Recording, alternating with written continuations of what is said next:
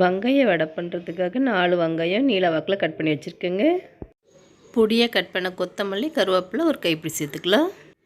உப்பு அரை டீஸ்பூன் சேர்த்துக்கலாம். சேர்த்து ஒரு வாட்டி நல்லா கலந்து விட்டுடலாம்.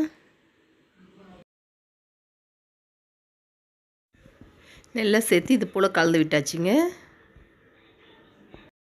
காரத்துக்காக ஒரு டீஸ்பூன் தனி மிளகாத்தூள் சேர்த்துக்கலாம். 2 டீஸ்பூன் அரிசி மாவு சேர்த்துக்கலாம்.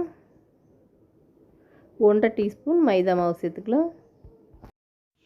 கொஞ்சமாக ஃபுட் கலர் சேர்த்துக்கலாம். சேர்த்து நல்லா கலந்து விட்டுடலாம்.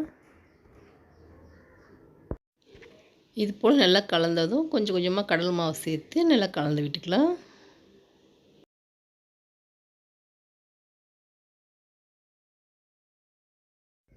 நம்ம எடுத்த 1 கப் கடலை மாவுமே சேர்த்தாச்சுங்க. இது போல் கலந்துக்கலாம்.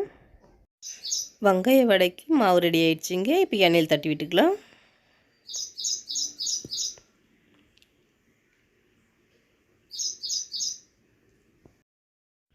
ஒரு பக்கம் சேர்ந்துருச்சுங்க. இந்த பக்கம் திருப்பி விட்டுக்கலாம். வடை நல்லா செவந்துருச்சுங்க. இப்போ எடுத்துக்கலாம். இது போல் இருக்க மாவையும் போட்டு எடுத்துக்கலாம்.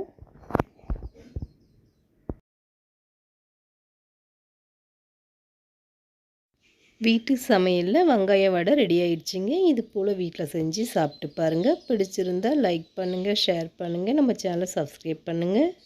கூடவே பெல் பட்டனையும் ஆன் பண்ணுங்கள்.